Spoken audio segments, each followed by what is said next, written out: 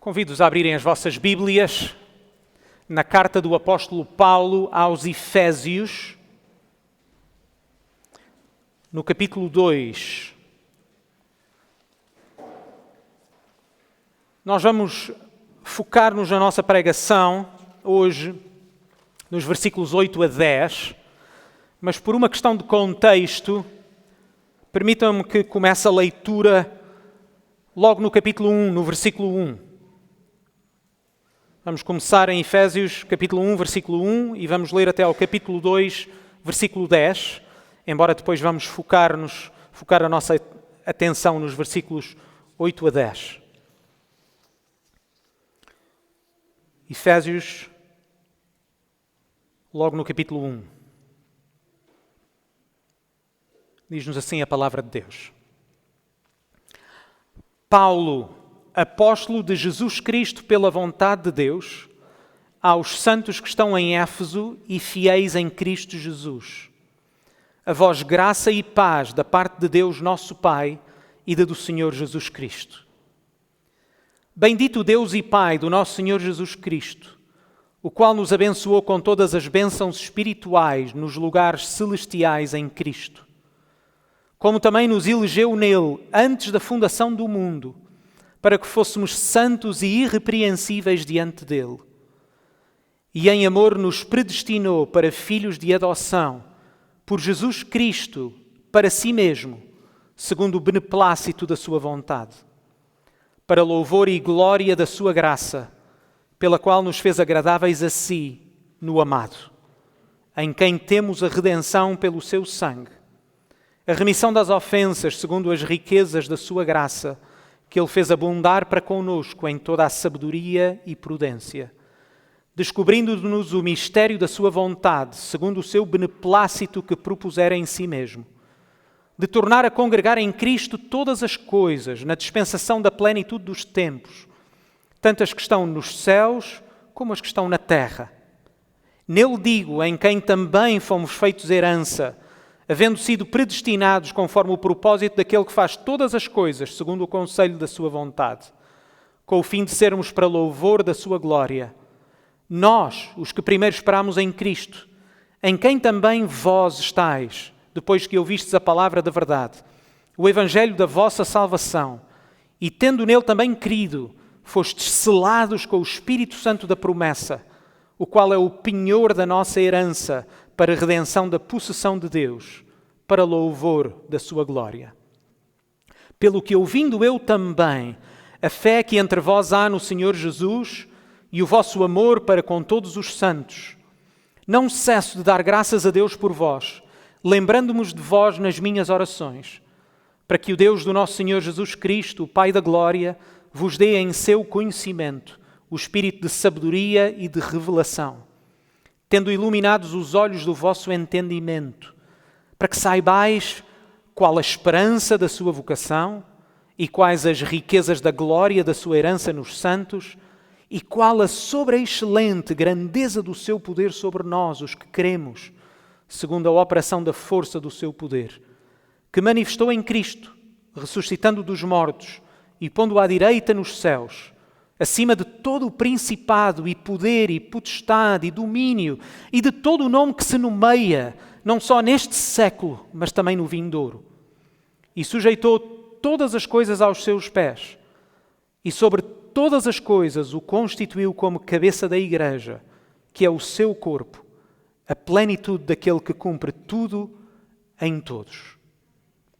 E vós, estando mortos em ofensas e pecados, em que noutro tempo andastes, segundo o curso deste mundo, segundo o príncipe das potestades do ar, do espírito que agora opera nos filhos da desobediência, entre os quais todos nós também antes andávamos, nos desejos da nossa carne, fazendo a vontade da carne e dos pensamentos, e éramos por natureza filhos da ira, como os outros também. Mas Deus, que é riquíssimo em misericórdia, pelo seu muito amor com que nos amou, estando nós ainda mortos em nossas ofensas, nos vivificou juntamente com Cristo. Pela graça sois salvos. E nos ressuscitou juntamente com Ele. e nos fez assentar nos lugares celestiais em Cristo Jesus, para mostrar nos séculos vindouros as abundantes riquezas da sua graça, pela sua benignidade para conosco em Cristo Jesus. Porque pela graça sois salvos, por meio da fé. E isto não vem de vós, é um dom de Deus. Não vem das obras para que ninguém se glorie. Porque somos feitura sua, criados em Cristo Jesus para as boas obras, as quais Deus preparou para que andássemos nelas. Há 3 semanas vimos como a humanidade, apesar de ter alcançado feitos notáveis ao longo da sua história, não consegue resolver o seu principal problema. Temos cada vez mais poder, mas não temos o poder para inverter a nossa condição. Há 3 semanas, com base em Efésios 2, versículos 1 a 7, vimos aquele que é o nosso principal problema e a nossa única solução. Lembrem-se, Paulo tinha orado, como acabámos de ler, no capítulo 1, versículos 15 a 23, entre outras coisas, para que os cristãos em Éfeso pudessem ser lembrados, para que eles pudessem conhecer de forma cada vez mais profunda o poder de Deus que ressuscitou o Senhor Jesus dos mortos. E depois no capítulo 2, versículos 1 a 7, aquilo que nós vemos é que depois de Paulo ter orado por eles, depois de Paulo ter pedido para que eles possam crescer em conhecimento, para que eles possam crescer em conhecimento particularmente do poder de Deus, que ressuscitou Jesus dos mortos, que o assentou à destra do Pai com a autoridade sobre todas as coisas, que o constituiu como cabeça da Igreja, que esse mesmo poder eles se lembrem que já trabalhou neles e que trabalha neles. E por isso o capítulo 2 começa: e vós? Lembrem-se que esse poder, quando vocês ainda estavam mortos nos vossos pecados, foi o poder que vos deu uma nova vida. Vejam os versículos 1 a 3, quando Paulo diz: eles estavam mortos nos seus pecados, eles estavam dominados pela cultura à sua volta, estavam dominados por forças espirituais, estavam dominados pelos seus próprios desejos, estavam também condenados perante Deus, filhos da ira. Mas vejam como começa o versículo 4. Mas Deus, foi Deus que lhes deu uma nova vida em união com Cristo. Foi Deus no seu poder que os salvou de uma condenação eterna.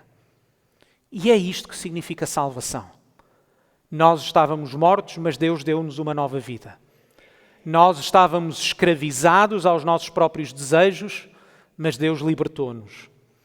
Nós estávamos condenados nos nossos pecados, mas fomos absolvidos da nossa culpa. É este tema, o tema da salvação, que Paulo agora continua a desenvolver nos versículos 8 a 10 do capítulo 2. E de acordo com o texto de hoje, Efésios 2, 8 a 10, nós podemos resumir a salvação que Deus nos oferece em 3 simples palavras: graça, fé, obras. São os 3 pontos do sermão de hoje. Número 1 é a graça de Deus. A graça que é a causa da nossa salvação. Número 2 é a fé, que é o meio que Deus utiliza para nos salvar.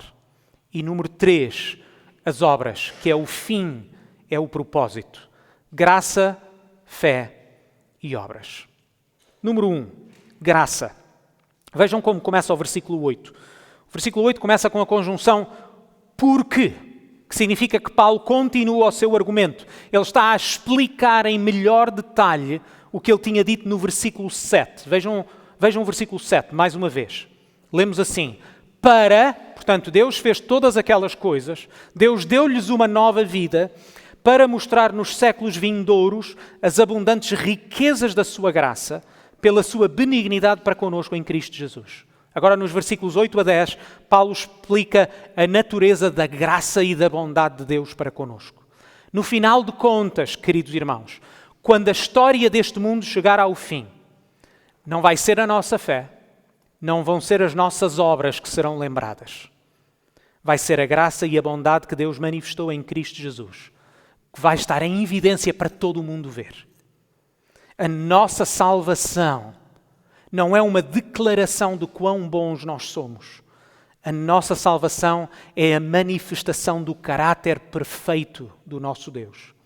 Quando uma igreja é composta por pessoas que foram verdadeiramente convertidas, que vivem de acordo com a nova vida que receberam, o que deve ficar evidente não é o quão maravilhosas essas pessoas são, mas sim o quão maravilhoso é o Deus que nós temos. A nossa salvação revela quem Deus é, apesar do que nós somos. Apesar do nosso pecado, apesar de estarmos mortos, apesar de estarmos escravizados, apesar de estarmos justamente condenados, Deus agiu na sua graça para nos salvar.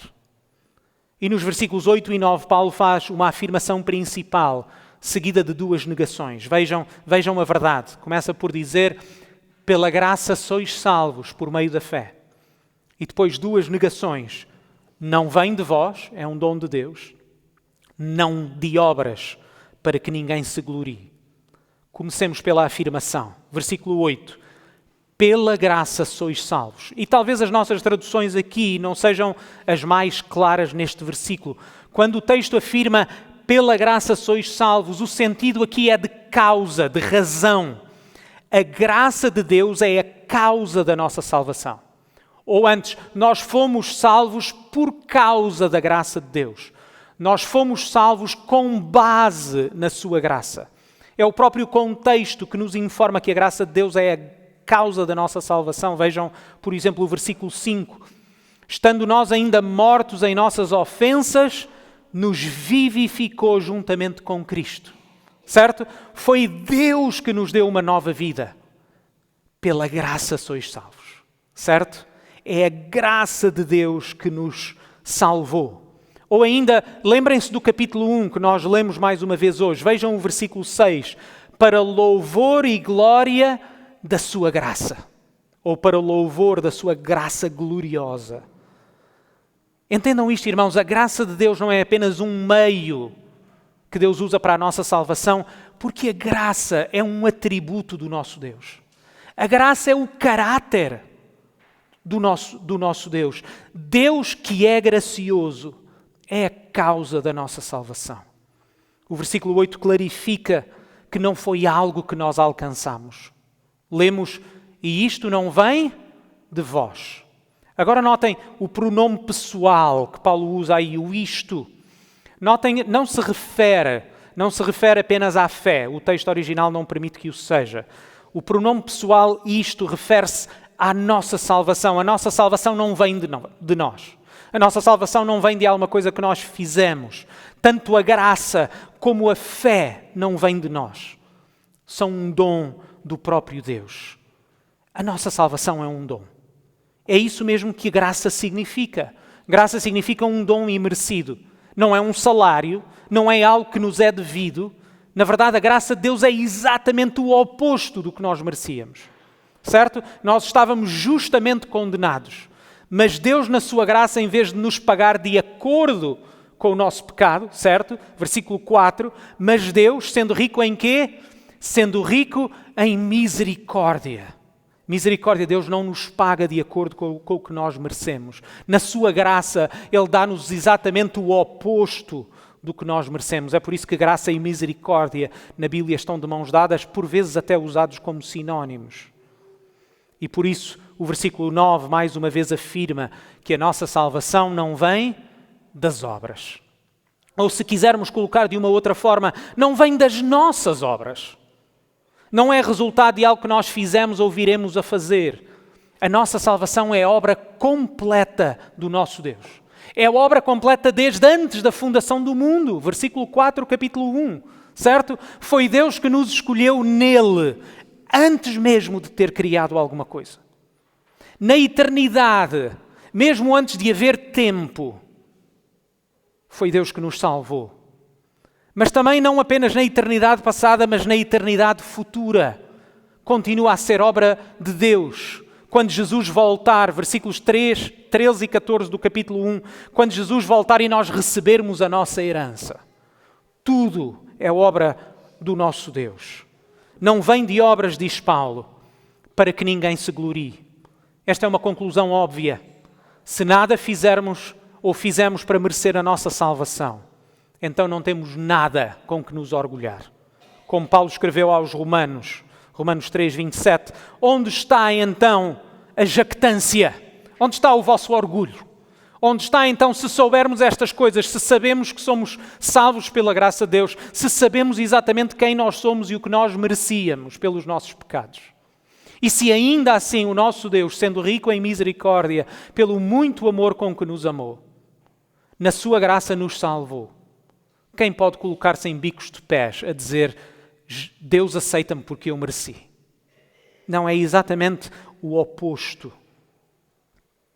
Se parte da glória fosse do homem, queridos irmãos, então a glória não seria apenas de Deus.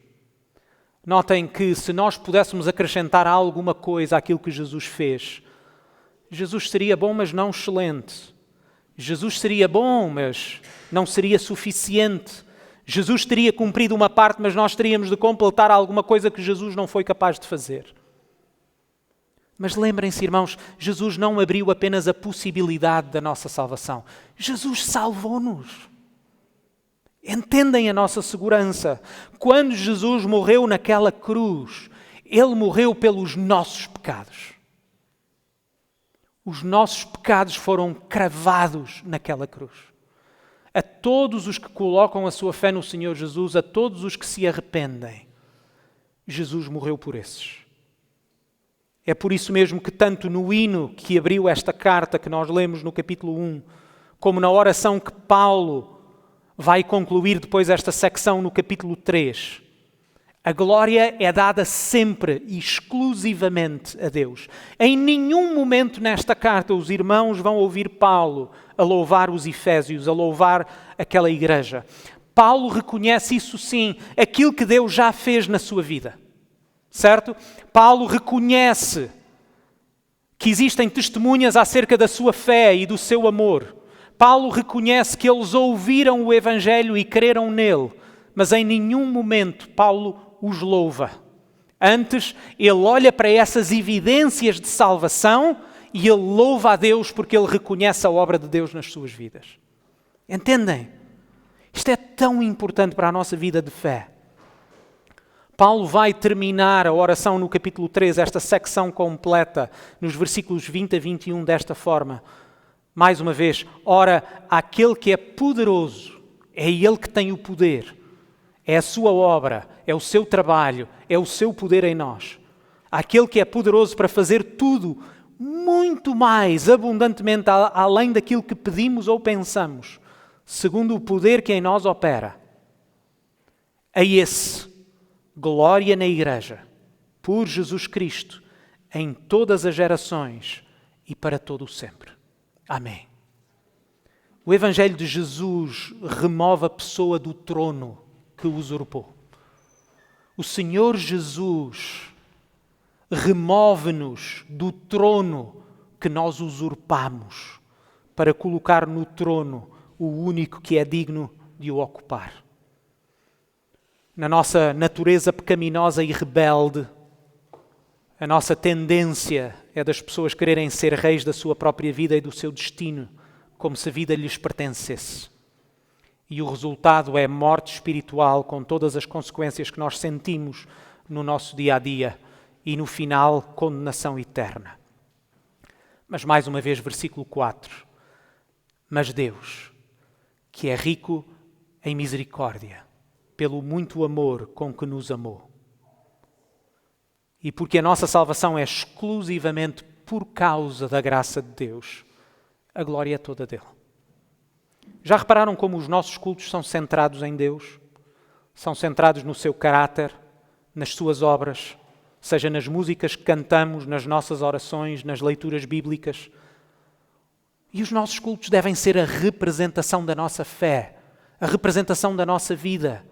Nós somos o que somos, temos o que temos somente pela graça de Deus. Glória a Ele. Glória a Ele. Ele merece.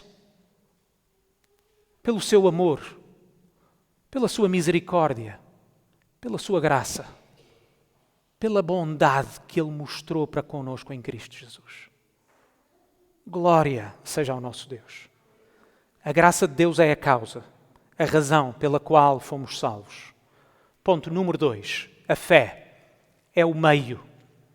Vejam o versículo 8. Por meio, final do versículo 8, por meio da fé. Se a causa da nossa salvação é Deus, e Deus, na sua graça, salvou-nos por meio da fé. Notem bem, nós somos salvos, diz-nos a Bíblia, não por causa da nossa fé, mas sim através da fé, por meio da fé. E agora notem, limitadas que são as ilustrações. Pensem numa criança que se está a afogar. Se um homem num barco usa uma boia para salvar a criança de morrer afogado, ninguém vai dizer que foi a boia que salvou aquela criança. O homem no barco usou uma boia para salvar aquela criança. O homem no barco é o Salvador. A boia foi o meio que ele usou para salvar aquela criança. Assim é a fé. É o meio que Deus usa para nos salvar. A certeza da nossa salvação está em Deus, no que Ele é e no que Ele fez na pessoa do Senhor Jesus. Meu querido irmão, minha querida irmã, não coloques a certeza da tua salvação numa decisão que tomaste. Não coloques a certeza da tua salvação numa oração que tenhas feito. Porque não és sequer perfeito na tua oração. Mas Deus é perfeito. Mas Deus é capaz. É Deus que te salva na pessoa do Senhor Jesus. É em Jesus que nós confiamos. É isso mesmo que é a fé. Nós confiamos no Senhor Jesus para a nossa salvação. Esta é a natureza da fé cristã. Sabem, a fé cristã não é apenas saber coisas acerca de Deus. A fé cristã não é apenas consentir e afirmar como verdadeiro aquilo que a Bíblia ensina. Não é apenas regurgitar as palavras que nós aprendemos. A fé verdadeira é uma fé que ouve a verdade, recebe a verdade, consente com a verdade, mas também confia plenamente na verdade. E a verdade é o Senhor Jesus. A verdade é confiarmos no Senhor Jesus a ponto de lhe entregarmos a nossa vida, de confessarmos os nossos pecados, de nos arrependermos e de colocarmos a nossa fé nele. Ao mesmo tempo, neste versículo, vejam como aquilo que para nós pode ser um paradoxo é afirmado na Bíblia sem qualquer tensão ou contradição. A soberania de Deus e a responsabilidade humana são duas verdades que coexistem em perfeita harmonia. Como lemos em João, capítulo 1, versículos 12 e 13. Mas a todos quantos o receberam, deu-lhes o poder de serem feitos filhos de Deus, aos que creem no seu nome. Os quais não nasceram do sangue, nem da vontade da carne, nem da vontade do homem, mas de Deus. Da vontade de Deus. É isto que nós acreditamos. Na nossa declaração de fé, no capítulo 8, é a Confissão de Fé de New Hampshire, que é intitulada Arrependimento e Fé. Nós lemos assim: cremos que o arrependimento e a fé são deveres sagrados, responsabilidades sagradas, mas também graças inseparáveis, operadas em nossas almas pelo Espírito regenerador de Deus. Pelo que, sendo profundamente convencidos da nossa culpa, perigo e incapacidade e do caminho da salvação por Cristo, nós nos voltamos para Deus com contrição, confissão e súplica por misericórdia não fingidas e ao mesmo tempo recebemos genuinamente o Senhor Jesus como nosso profeta, sacerdote e rei e confiamos nele somente como nosso único e todo suficiente Salvador. A nossa salvação é um dom de Deus. Mas um morto não age. Um escravo não tem poder para libertar-se a si mesmo. A condenação pela culpa do pecado é justa e apropriada. Por isso, lembrem-se, se existe uma solução para o estado da condição humana, ela não pode vir de nós. Nós não temos essa capacidade. Nós estávamos mortos nas nossas ofensas e pecados. Nós estávamos mortos espiritualmente. Por isso, se alguma solução existe, tem que vir fora de nós. E por isso a nossa salvação tem que ser a ação de Deus. Somos salvos pela graça. Mas ao mesmo tempo, notem que a fé é algo pessoal. Ninguém será salvo pela fé de um outro. A nossa fé é pessoal. A Bíblia está cheia de mandamentos para que acreditemos e coloquemos a nossa confiança no Senhor Jesus como nosso único e suficiente Salvador. A fé bíblica não é algo passivo, é uma ação. E por isso não somos salvos por causa da nossa fé. Somos salvos por causa da graça de Deus, por meio da fé. O que nos leva ao terceiro e último ponto. Obras. Vejam mais uma vez o versículo 10. Vamos lê-lo mais uma vez. Diz-nos assim: porque somos feitura sua, criados em Cristo Jesus para as boas obras, as quais Deus preparou para que andássemos nela. Este versículo começa com a afirmação que nós fomos feitos ou criados por Deus, o que não é linguagem nova, seja nesta carta, muito menos no contexto da Bíblia como um todo. No primeiro livro da Bíblia, Gênesis, que significa princípio, começa com as famosas palavras: no princípio criou Deus os céus e a terra. Gênesis 1. E alguns versículos depois nós lemos em Gênesis 1, 26 e 27. E disse Deus: façamos o homem, aqui o homem significa o ser humano, a humanidade, à nossa imagem, conforme a nossa semelhança.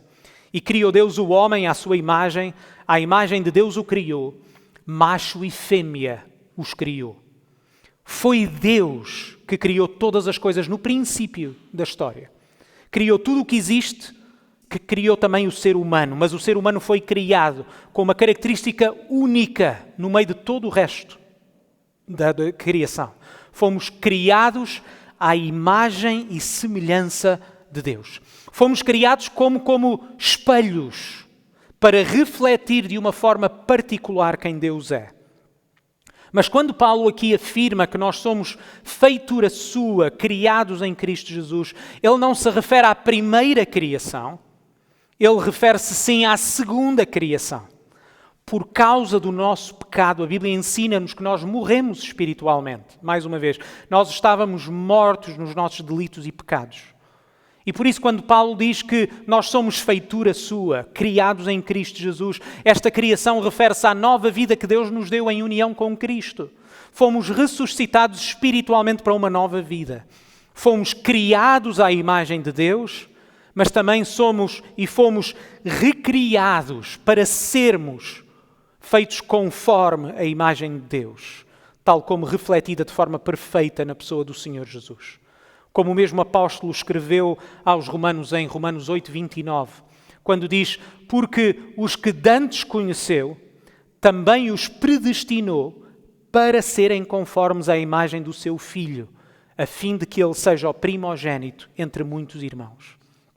Notem que isto significa que o plano de Deus, quando criou todas as coisas, está a ser agora de forma perfeita cumprida na pessoa do Senhor Jesus e na Igreja. Na primeira criação nós líamos estas palavras em Gênesis 1, 28, logo depois de Deus ter criado o homem, logo após ter criado Adão e Eva, diz: e Deus os abençoou e lhes disse, eles que foram criados como imagens de Deus, eles que foram criados para refletir Deus no mundo. Deus dá-lhes então esta bênção e disse-lhes: frutificai e multiplicai-vos e enchei a terra e sujeitai-a e dominai sobre os peixes do mar, sobre as aves dos céus e sobre todo o animal que se move sobre a terra. O plano de Deus para Adão e Eva é que eles fossem frutíferos e enchessem a terra. O ser humano que foi criado à imagem de Deus devia reproduzir-se e encher a terra de seres à imagem de Deus. E foi exatamente este plano que nós falhamos em cumprir por causa do nosso pecado. Os seres humanos de facto encheram a terra, mas infelizmente não exercem o seu domínio de forma perfeita. Não representam Deus e o seu domínio de forma perfeita. Mas em Cristo, Deus cumpre o seu plano. Certo? O seu plano que nós vemos no capítulo 1, de tornar a congregar em Cristo todas as coisas, as que estão no céu e as que estão na terra. Certo? É exatamente este plano que está a ser cumprido. E Paulo diz que nós fazemos parte dele. Que nós fazemos parte desta nova criação. Nós somos feitura sua, criados em Cristo Jesus.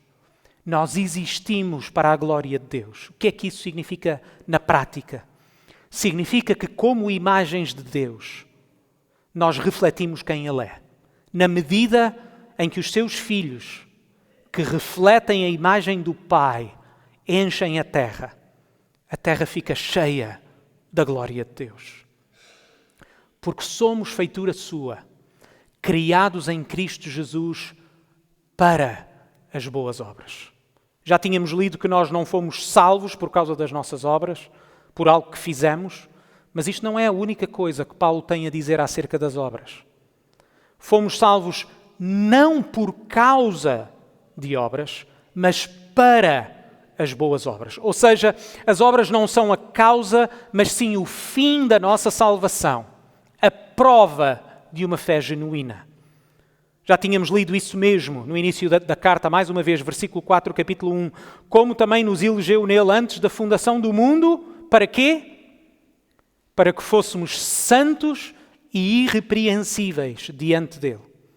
Se fomos eleitos para ser santos, se estávamos mortos em pecados e recebemos uma nova vida em Cristo, logo, notem, as obras não são apenas uma evidência que são, mas são o próprio conteúdo da nossa salvação.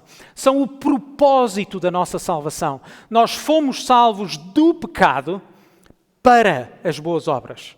As boas obras não são uma opção, são uma necessidade.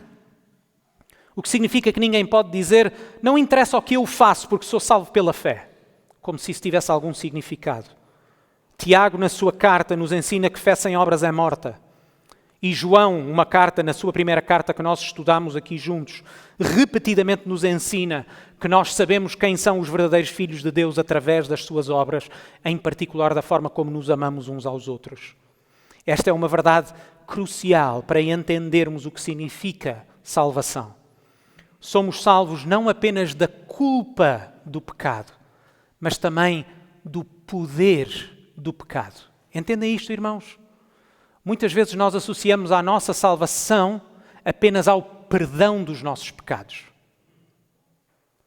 Mas a nossa salvação não se resume ao perdão dos nossos pecados. Deus não nos perdoou os nossos pecados para nós continuarmos a viver neles. Deus perdoou-nos para nós vivermos para Ele. De que serviria, meus irmãos, sermos salvos da culpa do pecado se permanecêssemos dominados por Ele? Que salvação seria esta que nos salvaria da culpa do pecado, mas nos deixasse escravizados a Ele? Nós fomos salvos da culpa do pecado e continuamos e estamos a ser salvos do poder do pecado. À salvação da culpa do pecado nós chamamos justificação. Deus declara-nos justos através do seu Filho. À progressiva salvação do poder do pecado nós chamamos santificação. Por isso nós podemos dizer que não existe salvação sem obras. Não porque as obras sejam a causa da nossa salvação, mas porque aquele que é salvo obedece. Aquele que é salvo por Deus, a quem Deus deu uma nova vida, é alguém que vive para a razão pela qual foi criado. E é por isso que Paulo acrescenta, vejam o versículo 10, a segunda parte, as quais Deus preparou para que andássemos nelas. Notem, porque é que Paulo sente a necessidade de acrescentar esta verdade? É exatamente para enfatizar que este é o propósito da nossa salvação. Um propósito preparado por Deus mesmo antes de ter criado o mundo. Paulo utiliza uma imagem comum na Bíblia para se referir à forma como nós vivemos. É a imagem do andar, certo? A Bíblia ensina que todos nós andávamos de acordo com a nossa natureza. Vejam os versículos 1 a 3, mais uma vez, do capítulo 2.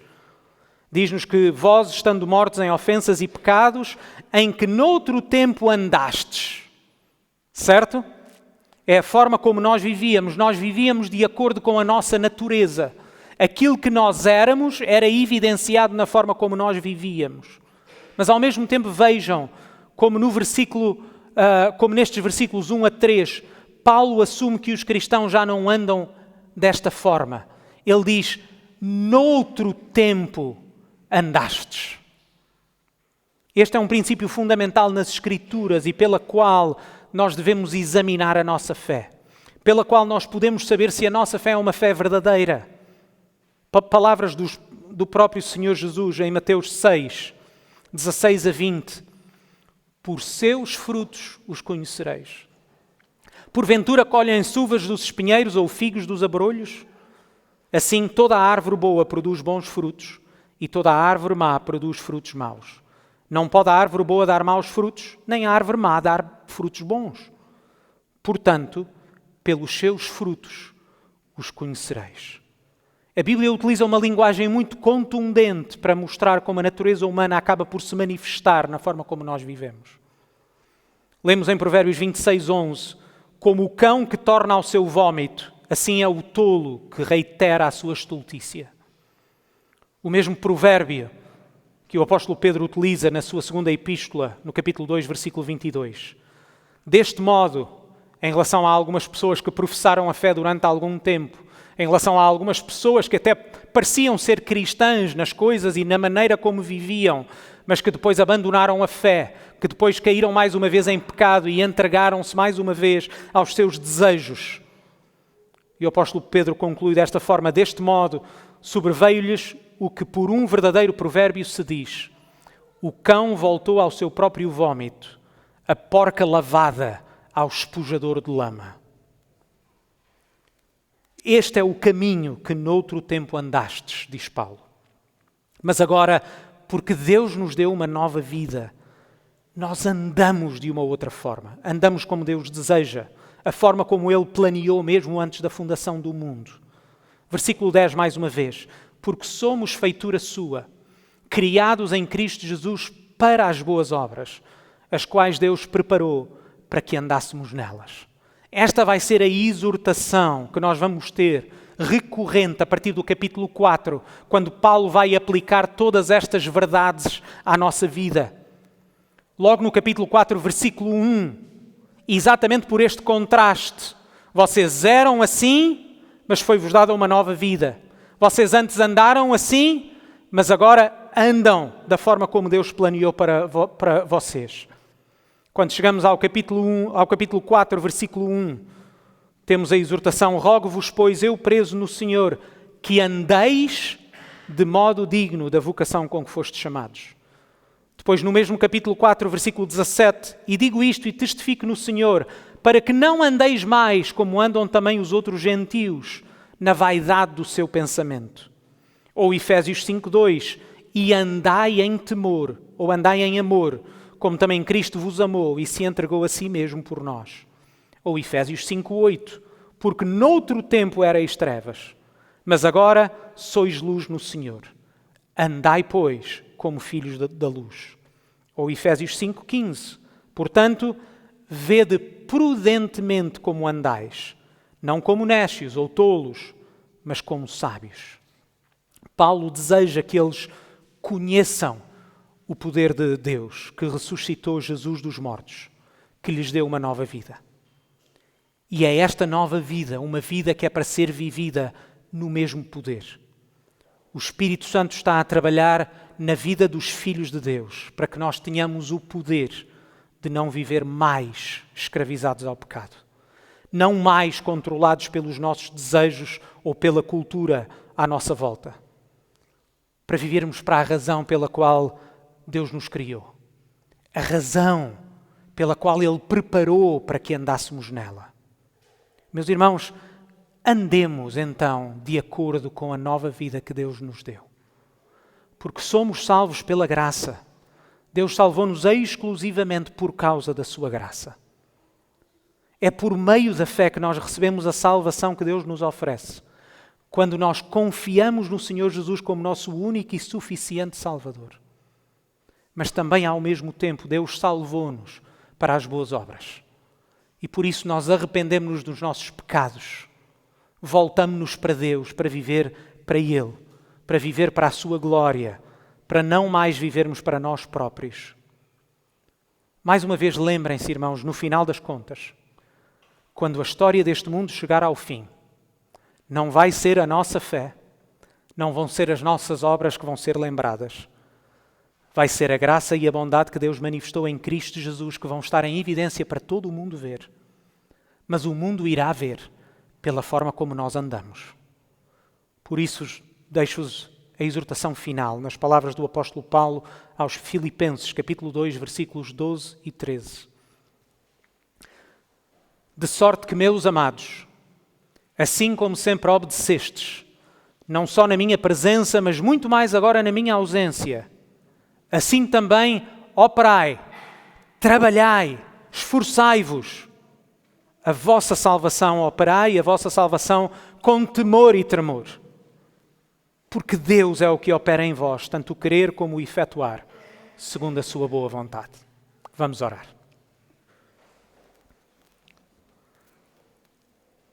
Pai do céu, somos o que somos, exclusivamente por causa da Tua graça. Agradecemos-te, ó Pai, a nova vida que Tu nos deste. Agradecemos porque na Tua misericórdia não nos trataste como nós merecíamos. Agradecemos-te porque na Tua graça Tu nos deste o oposto. Deste-nos o Teu Filho Jesus para morrer pelos nossos pecados. Mas também nos deste do Teu Espírito, que é o penhor da nossa herança. É o selo da nossa salvação. É o poder que ressuscitou Jesus dos mortos. É o Espírito Santo que tem o poder para trabalhar nas nossas vidas. E é o Espírito Santo que nós queremos que reine nos nossos corações. Ó Pai, santifica esta Tua igreja. Ajuda-nos a que, enquanto meditamos na Tua maravilhosa graça, nós possamos responder a ela de forma apropriada, com louvor, com adoração, com devoção, em obediência, em humildade, em santificação. Este é o nosso desejo e oramos no nome do Senhor Jesus. Amém.